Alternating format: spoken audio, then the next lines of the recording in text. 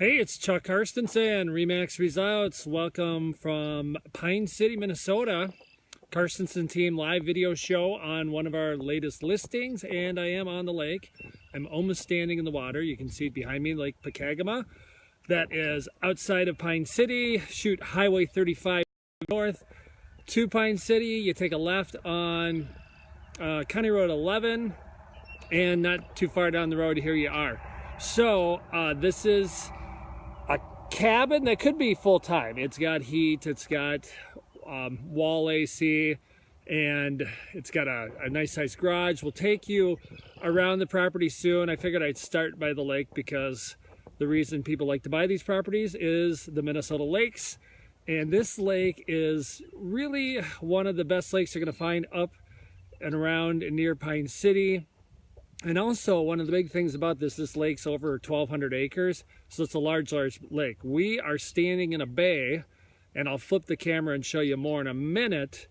And what I want to do before we do that, so if you're, feeling like you're looking for a lake property or know somebody's looking at a lake property, as you hear what I'm talking about or see some of the things like you see in the background with the lake, welcome to share it. You're welcome to ask questions anytime on these live shows. If you're watching the recording, again, share it, tag somebody, ask questions.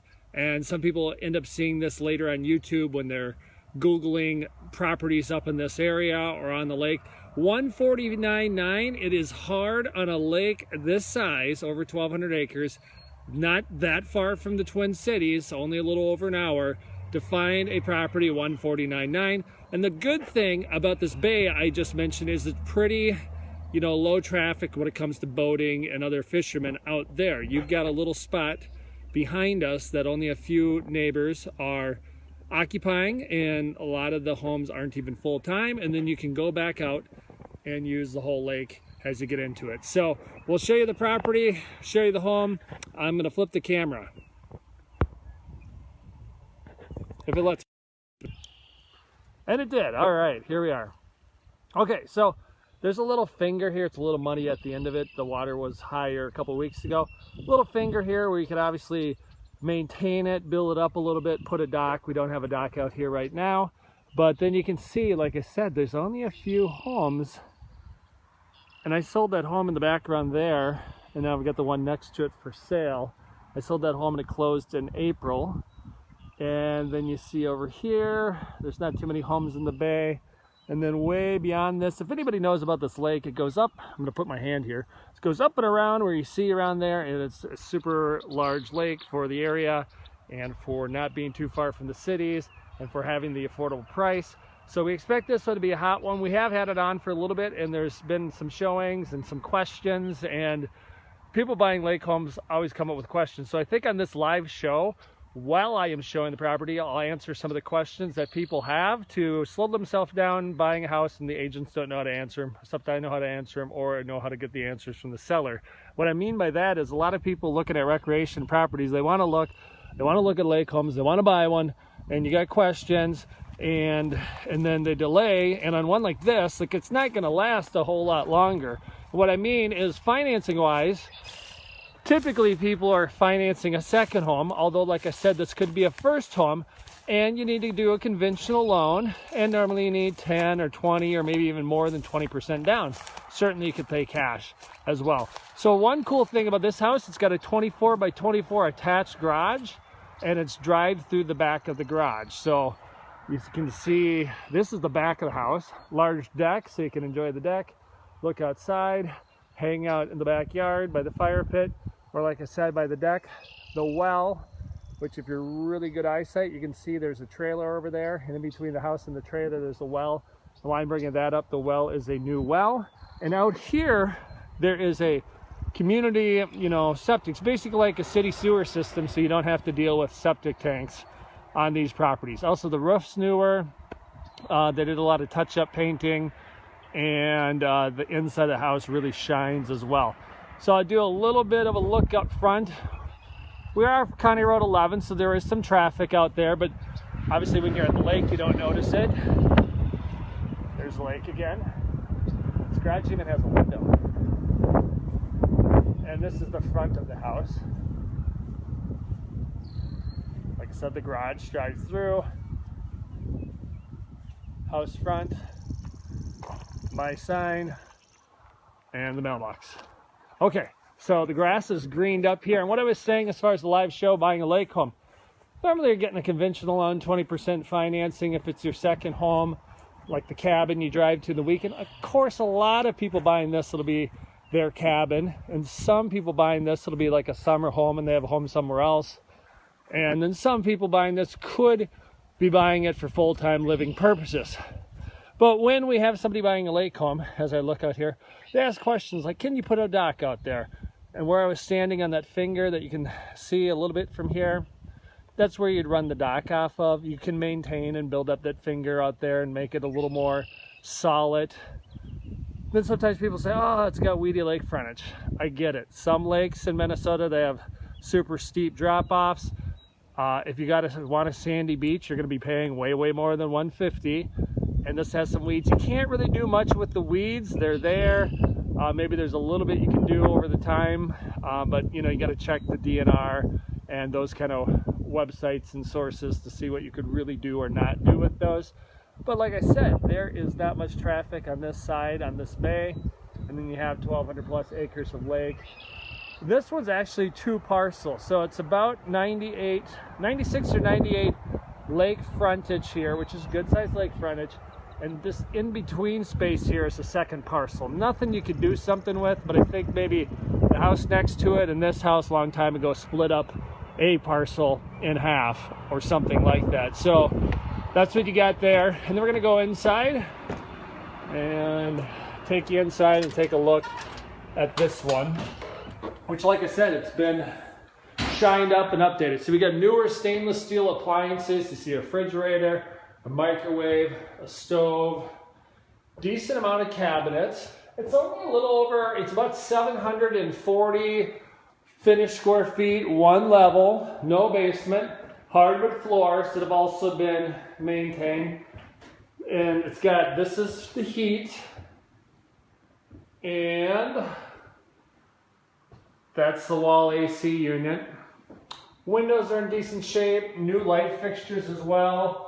I wanted to point out 2 bedrooms, 1 good sized bedroom and 1 smaller bedroom. And then 1 bathroom that's got a tub. So here's the main bedroom, which is, like I said, pretty good size. I'm gonna give you a peek in the bathroom. It's got a little heater right there in the wall, sink, toilet, tiled surround shower and tub. And then the second bedroom is a smaller sized bedroom. So obviously, when these homes are built, they were normally going to be lake homes. And like I said, some of the people live full time. This owner did not, but he had it rented here and there. And the one I showed you a couple 3 months ago that I sold next door, that was full time lived in. And one thing you might be asking, washer and dryer. It does not have a washer and dryer. It does have a small water heater. I'll take you in the garage though, because there is room actually in the garage where if you were going to live here full time and wanted to have a washer and dryer, you'd put that here. 24 by 24 attached garage, so this is going to be a really good garage for what you're going to find a lot of times.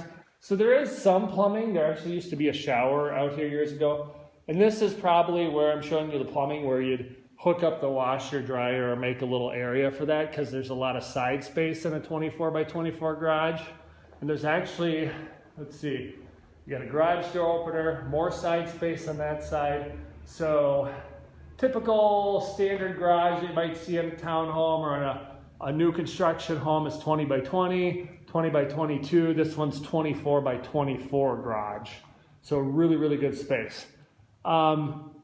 What I like to bring up too when I was talking about the live show part, I'm going to flip the camera to here in a minute. Gotta get my face on camera enough, right? All right, that was a close-up as I come back in the house. So what I was going to talk about a little bit longer here is when you're buying a, say, vacation home, a secondary home, and trying to get financing and some of the questions people have, and just some of the hesitations people have, Well, just like any other home, you want to be pre-approved to know you could actually buy that second home with like the financing I talked about, whether it's 20% down, 10% down, pull cash out of your other house, whatever it is. And then a lot of people have, worries about, well, what about the weeds? Like I showed you the weeds, or on this one, maybe, what about that frontage road? And there's always going to be questions like, where's the property line? And you can always find out those answers pretty easily, and sometimes you got to ask the owner, sometimes your agent asks the owner, and sometimes buyers come right to us, can ask us, and we can answer them.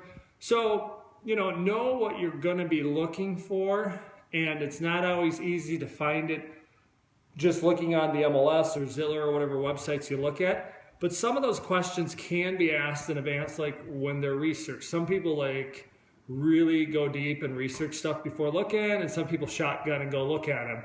Well, if you're coming from the cities and you're bringing your realtor up 70 miles, 60 miles, whatever it is, outside of the Twin Cities, probably a good idea to send us some questions. And by the time we're a couple weeks in the listing, we've already had like 90% of the questions, so we can easily get back to you with your answers. So that's what I would do if I'm an agent or a buyer, buying a lake home, try to figure it out, wanting to save time, wanting to make something happen.